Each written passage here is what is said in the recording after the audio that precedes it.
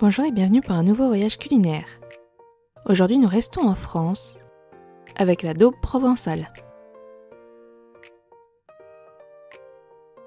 Pour ce plat vous aurez besoin d'une planche, d'un couteau, de 3 fétous, d'une spatule, de film alimentaire, d'une écumoire et d'une cocotte.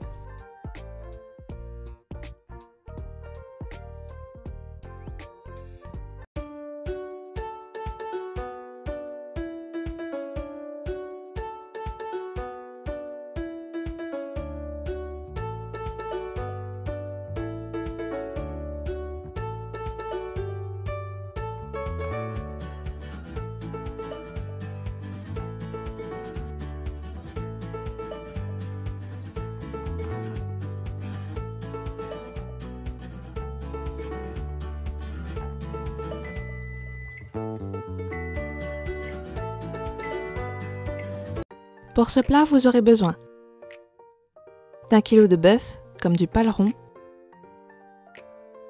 50 cl de vin rouge, 150 g de lardons, 4 carottes, un oignon, 2 gousses d'ail, 2 cuillères à soupe de farine, 4 cuillères à soupe d'huile d'olive, 1 cuillère à soupe de laurier, 1 cuillère à soupe de thym, 20 cl de coulis de tomates, 20 cl de bouillon de bœuf, 1 cuillère à soupe de persil, 1 cuillère à café de sel et 1 cuillère à café de poivre.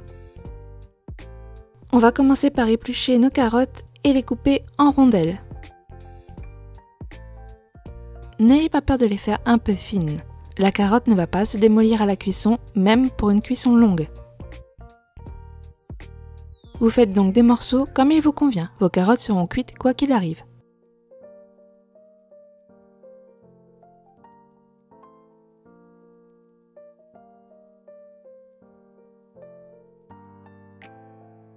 On coupe ensuite notre viande. Ici, ma viande était déjà découpée. Je vérifie quand même chaque morceau pour être sûr qu'il ne soit pas trop gros.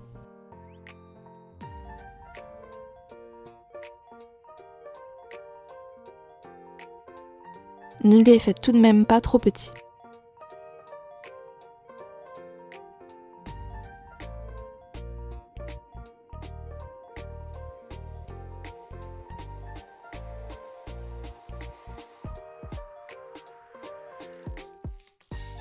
Dans un faitout, je vais ensuite mettre ma viande,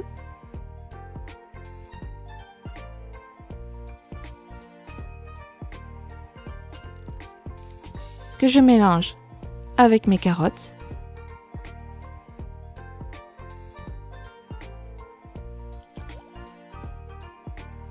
J'ai pris un plat plutôt petit pour faciliter la diffusion des saveurs, mais vous pouvez prendre un plat plus grand. Puisqu'on va mettre du film alimentaire, cela ne changera pas grand-chose.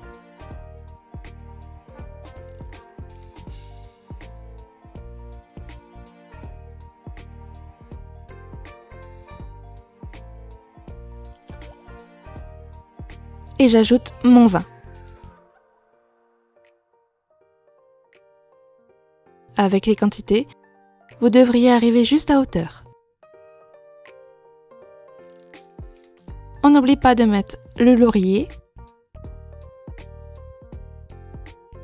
et le thym. On mélange.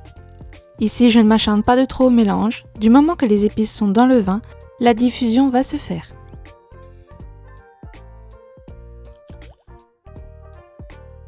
En revanche, je fais attention à ce que tous mes morceaux soient dans le vin et que toutes les épices le soient également.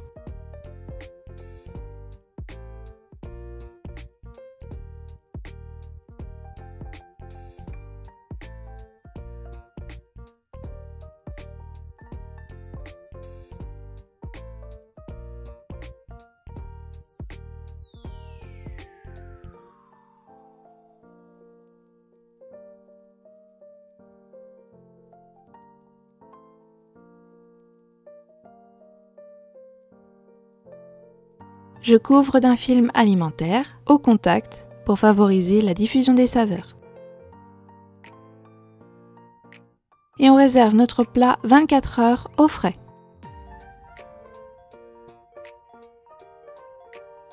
Le lendemain,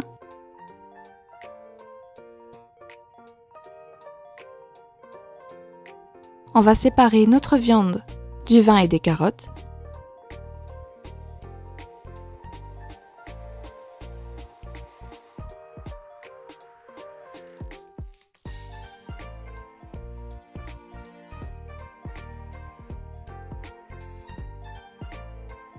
Et on sépare également les carottes du vin.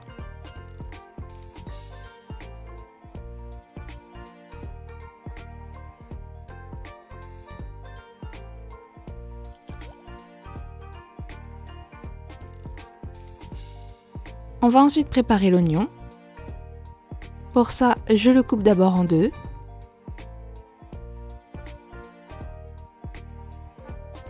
Puis je le coupe dans la longueur, sans oublier de garder un petit bout de l'oignon pour aller le plus loin possible, sans risque de me couper.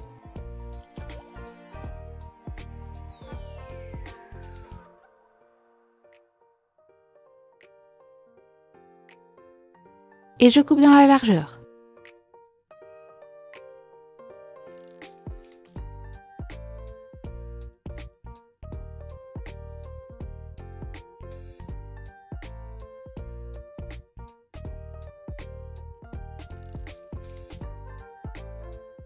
Pour l'ail, je fais quasiment pareil. Je coupe en deux, je garde un morceau pour être sûr de pouvoir couper jusqu'au bout, je coupe dans la longueur et dans la largeur. Je coupe de manière assez épaisse car je n'ai que 2 gousses d'ail pour un plat complet.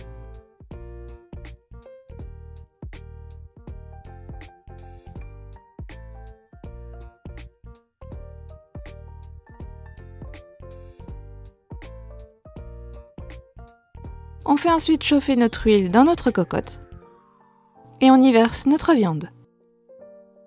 Attention, la viande est gorgée de vin, l'huile est chaude, vous risquez les éclaboussures d'huile. Mettez la viande le plus rapidement dans votre cocotte, ce qui bloquera les projections d'huile. On va faire revenir notre viande. Ici, je l'ai fait revenir 5 minutes, le temps qu'elle se saisisse correctement et que le jus s'évapore un peu.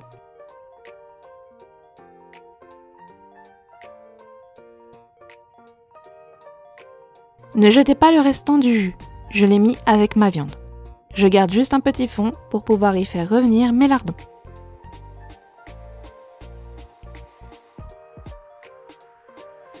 Je fais revenir les lardons 5 minutes.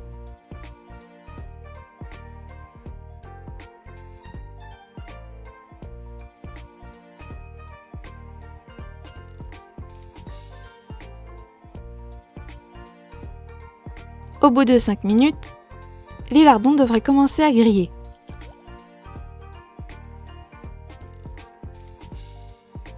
On ajoute donc l'oignon,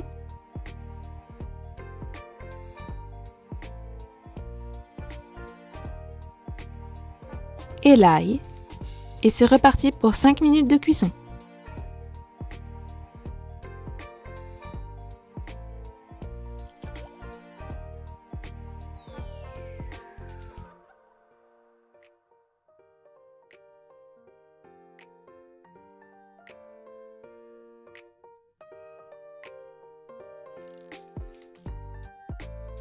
Cinq minutes plus tard, notre fond est prêt.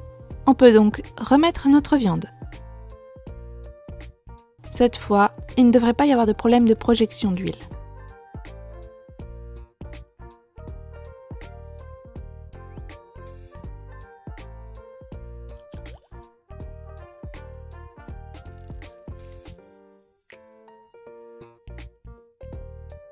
On farine ensuite notre viande. Cela va permettre à la sauce de bien s'épaissir.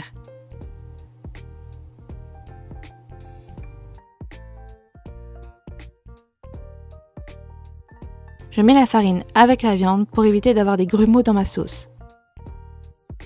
La farine va accrocher à la viande et se délier toute seule, puisqu'elle va commencer déjà à épaissir.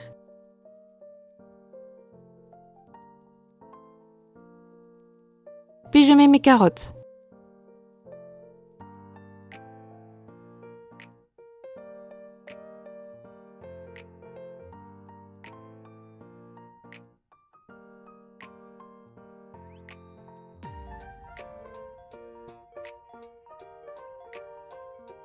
il ne manque plus que les liquides. Je mets donc d'abord la tomate.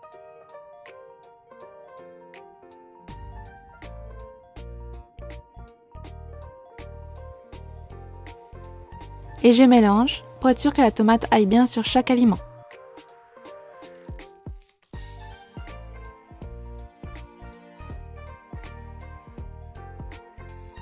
La farine sera donc également un petit peu imprégnée de tomate.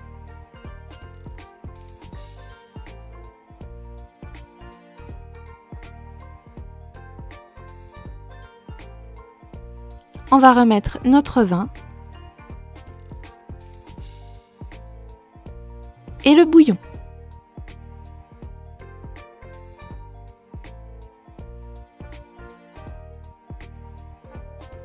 Et surtout, n'oubliez pas de rajouter de l'eau pour que le jus soit à hauteur de votre viande.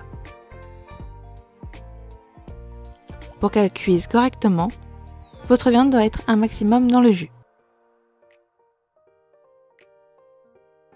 On sale et on poivre.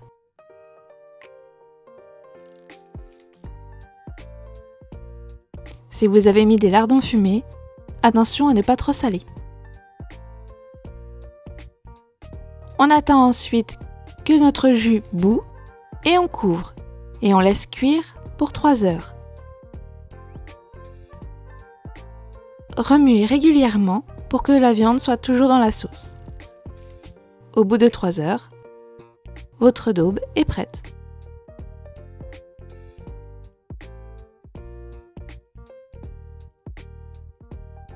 Pour la présentation, je mets un peu d'accompagnement d'un côté. Ici, j'ai choisi la purée. La daube s'accompagne très bien de pommes de terre ou de pâtes, mais vous pouvez accompagner de ce dont vous désirez. Et je mets par-dessus une louche généreuse en sauce.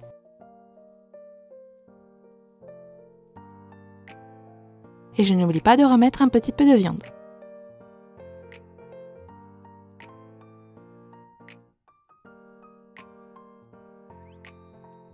Pour la décoration et pour le goût, on parsème de persil.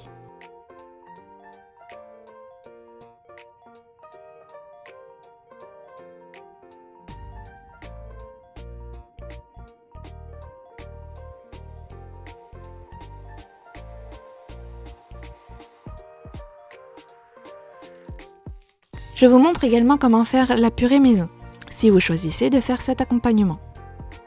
On va donc mettre nos pommes de terre dans l'eau et laisser cuire 30 minutes.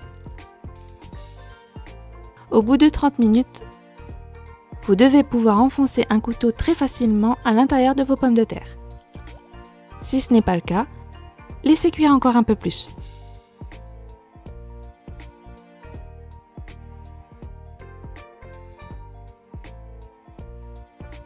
On va ensuite écraser nos pommes de terre.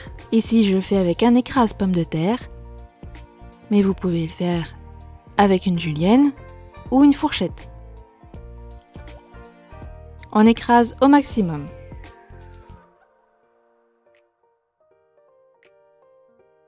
Lorsque nos pommes de terre sont bien écrasées, on les remet dans la casserole.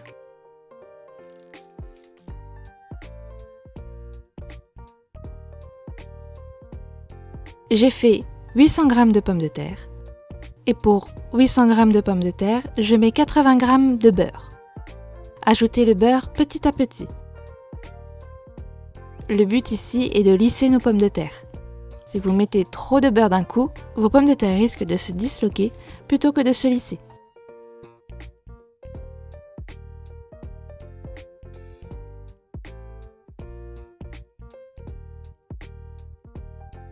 Et pour terminer notre purée, on va ajouter du lait. Pour 800 g de pommes de terre, je mets 20 cl de lait. Je l'ajoute également petit à petit.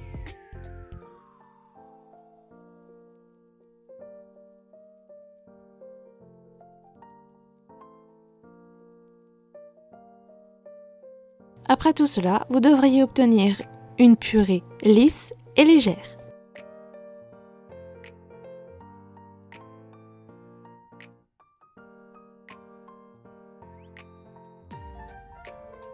On n'oublie pas de la saler et si vous voulez, ajoutez un peu de muscade et de poivre.